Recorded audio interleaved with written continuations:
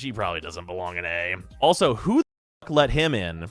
Who walked Vauban in? Vauban, did you come in with Revenant? He must have been standing behind that mother. Who the let Vauban into A tier? You do not belong here. You are one of the worst Warframes in this video game.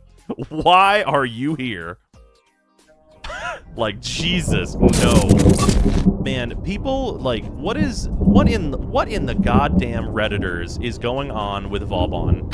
Like, why do people think this Warframe is still good? Like, is it just all the people that quit playing Warframe 7 years ago are like, gotta be Vauban. He's good boy, train, choo-choo. Like, what is this? People like playing the engineer, Protea exists. Like, they did that. They did the Vauban rework and made it good. Her name is Protea.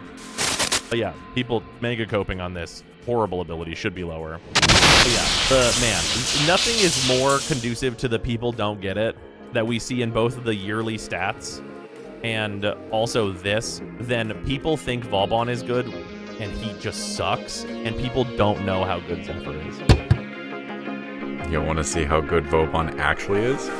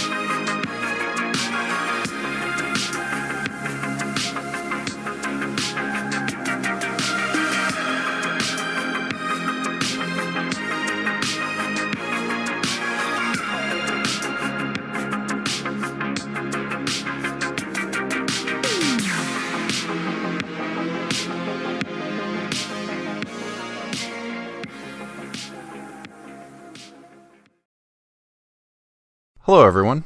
Before we get everything started, I'd like to state some things. First off, I would like to give a shout out to Gamble, Well Played Ninjas, and Nova Umbral for taking me on my very first level cap run. I know, almost 10 years of playing this game, and that was the first time I went to level cap. So thank you three for dealing with me while I was sick and coughing up a storm during that game. Second, thank you Brozyme for everything you have done and are still doing for the community. The fact that he's still around even from when I started playing Warframe is a massive accomplishment, so thank you for everything, even if your opinions are old-fashioned. To the dearest #1 Vauban hater, Brozyme. I also have a special announcement at the end of the video, so stay tuned for that. And if y'all could leave a like, comment, subscribe, hit the bell, sentence that I'm sure nobody wants to hear, I would greatly appreciate it. But with all that stated, welcome to the strongest Vauban build I have made so far, Teslaban.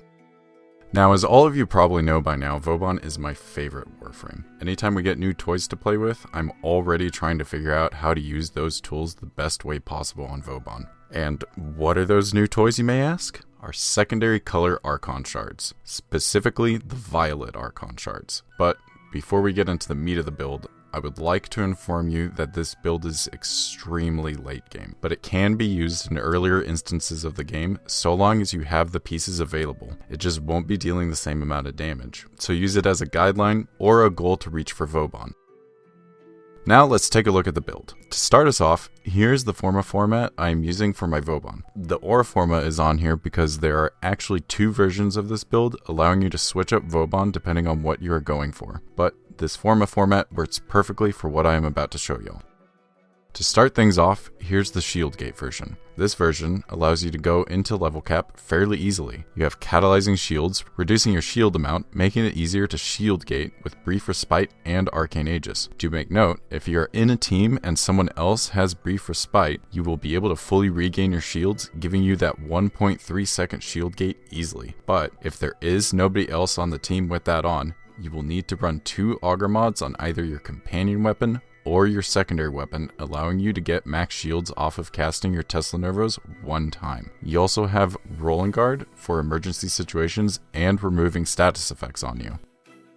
Equilibrium, Archon Stretch, Prime Flow, along with Nourish, which is replacing your 3rd ability, are your primary energy sustain. Equilibrium can be swapped out for Energy Nexus as well, a brand new mod that came out with the Whispers in the Walls update. It gives you a solid source of energy regen. It's also fairly cheap on Warframe.market, but Teslanervos will be able to get you energy regen off of Archon Stretch, along with a companion build I will be showing. All this energy regen helps to mitigate the negative efficiency Blind Rage gives for its massive amount of power strength. And to add to that strength, you also have Molt Augmented, giving you 60% more once it is fully stacked. All that combined gives you 259% strength, which is just enough to make your Bastille fully strip enemies in 4 seconds. Teslaban is basically an addition. It can honestly be swapped out with additional duration or range if you prefer, but the amount of damage Teslaban does is a really nice bonus since the damage is based on the total health of the attached target, basically making it scaling damage for you. This damage is also affected by the Violet Shard bonus.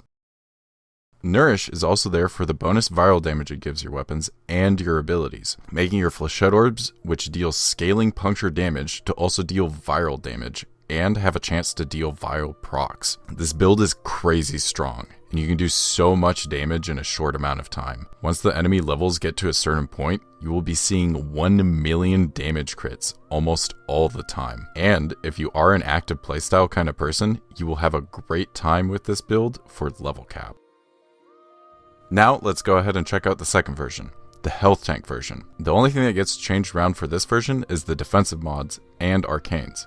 You swap around Arcane Aegis for Arcane Blessing, then Catalyzing Shields for Adaptation, and then you can swap out Rolling Guard for Redirection if you prefer more shields, or Steel Fiber for more armor. You can also change the aura for something else. I recommend Enemy Radar. This basically changes the build into a more casual build. You're able to deal the same damage, you just can't manage level cap as easily. But just about anything will be deleted near you, while being tanky enough to ignore a solid amount of damage coming at you. Your Bastille gives you 1000 bonus armor, so it just adds even more tankiness to you. Being able to just go into a nice short survival run or Netracell run with no worries is pretty nice.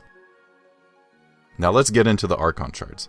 This build uses 4 violet and 1 amber. 3 of the violets are set to increase ability damage on enemies affected by electric procs, which currently I have a 40% bonus, but once I get that last Tau Forged violet, I will be at a 45% bonus. How the game calculates the damage you deal is the same as Vauban's passive. It gives you a multiplicative addition to your final damage number, separate from all other bonuses of damage increase for your scaling damage and passive. And the last violet shard is set to give primary weapons 45% more electrical damage and 15% more for each crimson, azure, and violet shards you have on your frame. So in total, the bonus is 90% additional electrical damage to primary weapons, which is incredible. But this shard can be swapped to the ability damage if you want. That way, you don't have to worry about the elements you have on your current primary weapons. The amber shard is set for casting speed, making it faster for you to set up your abilities, which is really nice. But it can also be treated as a flex slot for other shards. The build needs the violet Archon shards for it to deal the most damage,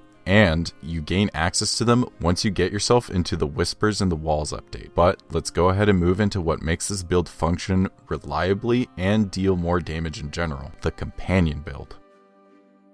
The companion of choice is the Diriga. This companion is scary good since the new bond mods released and can enable a lot of builds to function far better than they used to. Here's the forma format that I use for my Diriga. This will allow you to put on all the mods necessary. So for this build, we do not want the Diriga to attack. We want it to spam its Arc Coil ability as much as possible. So we remove any versions of Assault mode. This changes Diriga to be a support primer for you and won't attract as much attention, so it stays alive for longer. It also has Guardian so that it can help you have an additional way of proccing Shield Gate. And Synth Deconstruct so that it can make health orbs for you, giving you a reliable way of making more energy for you if you're running Equilibrium. Now let's get into the bond mods and the weapons. Tenacious Bond allows you to gain 1.2 additional critical damage on yourself. This affects both your weapons and your abilities. This makes your Flechette Orb have a 3.2 crit multiplier instead of a 2 times crit multiplier. Also, the bonus effect of reducing the amount of time your companion is down just by killing enemies with headshots. The trade-off is that you need a weapon on your companion to have 50% or more crit chance to get the crit damage bonus. Manifold Bond allows your companion to proc the statuses your current companion weapon has with its abilities, allowing you to prime enemies within 10 meters by just standing next to them. Additionally, killing enemies with 3 or more statuses reduces the cooldown of your companion's abilities. Guardian also benefits from this now, since it is counted as an ability. And for the last one, Momentous Bond. This one allows you to give your companion an additional element to its weapon, giving you an additional status so long as you kill an Eximus unit. Additionally, it also allows you to revive your companion way faster by killing Eximus units.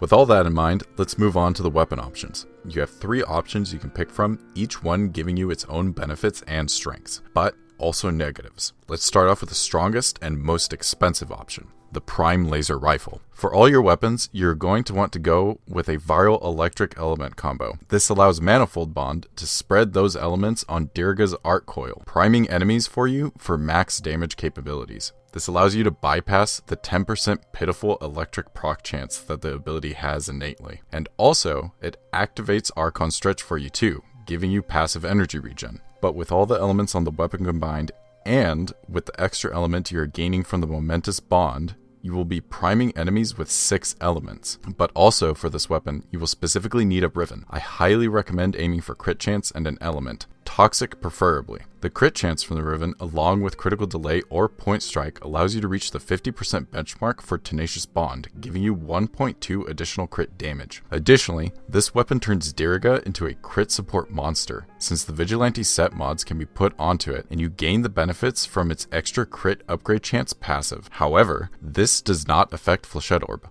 only your guns.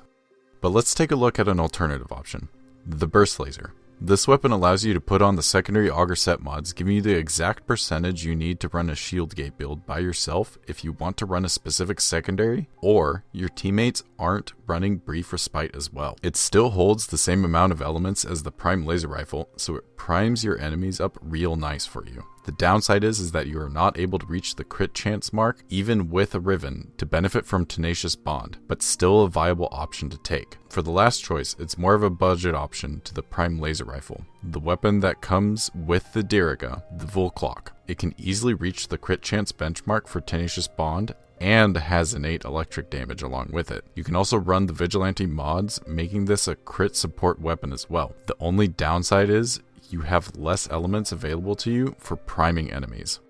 Now let's move on to the weapons. To be honest, you can really run anything you want with this, but there's 2 primary weapons that I recommend for sure. The Alternox is the first choice. Its secondary fire can shoot out an orb that primes a bunch of enemies in its range, giving you continuous priming. The second choice is the Mutalist Quanta. The infested orb can give your Flechette orbs crit chance and additional electric damage, and giving them a chance to proc electric as well. But other than that, there isn't much you have to worry about weapon-wise. Just make sure your elements are set up properly on your primary if you're running the extra electric damage. If you're running viral fire, you will be making radiation with that fire. But Other weapons to recommend, really, for melee, the Zorus, you're able to spread electricity pretty effectively with that. The Amprex is another primary option. Any beam weapons with electrical damage, just electrical damage in general. Innate electricity can help a lot.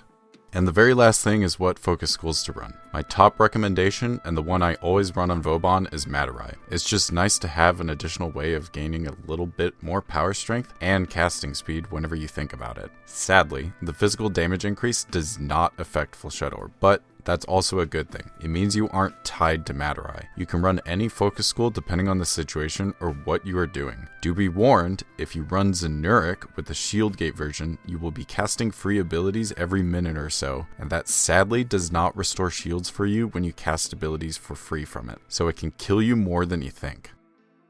But there you go. That's the core build for Teslaban. Powerful, flexible, and capable of dishing out a lot of damage. That's honestly my favorite part about this build. Just seeing the sheer massive numbers fly out from Flechette Orb damage.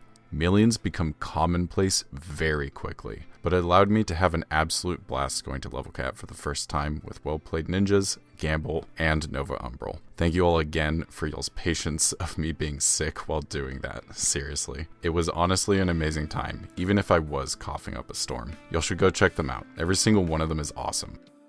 But playing Teslaban is fairly simple. Play around your Bastille, throw Flechette Orbs all over the place, make sure Nourish is up at all times, and keep your Tesla Nervos active. The build is fairly similar to the Gateban build I did in my Vauban guide, which if y'all want to learn more on how to play and build Vauban, y'all should go check it out. I have a pinned comment with all the corrections for my mistakes in the video as well, so keep that in mind. But yeah, even with the changes coming to Nourish, I still think it will be a viable option for this build. More energy and giving viral damage is always good no matter what. And with the function of combining shards to make Tau shards, it will be way easier to min-max a build now. Also, I did build a second Vauban just for the purpose of making this build. No way I am messing with the setups I have had for a long time. But other than that, thank you for watching.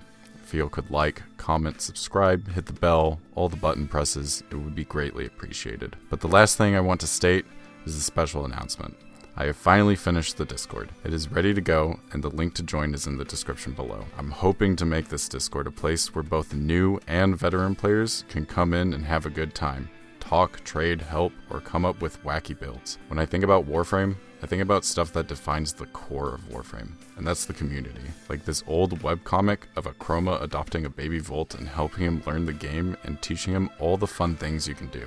I have done that for multiple friends, clan members, and random people. It's one of the things that makes me love this game, because I had someone do that for me too. Eventually, we parted ways because I got ahead way too fast. But I'm hoping I can do the same thing for people with this Discord. A nice place to come and chill, and just be geeks about Warframe or whatever things interest you at the time. Where veterans can come and give advice or help new and returning players understand everything that has changed. It's a new responsibility for me, and I have a lot to learn. But I'm willing to put in the effort to help bring the joy of Warframe to other people. And I'm hoping to meet a few of you guys as well.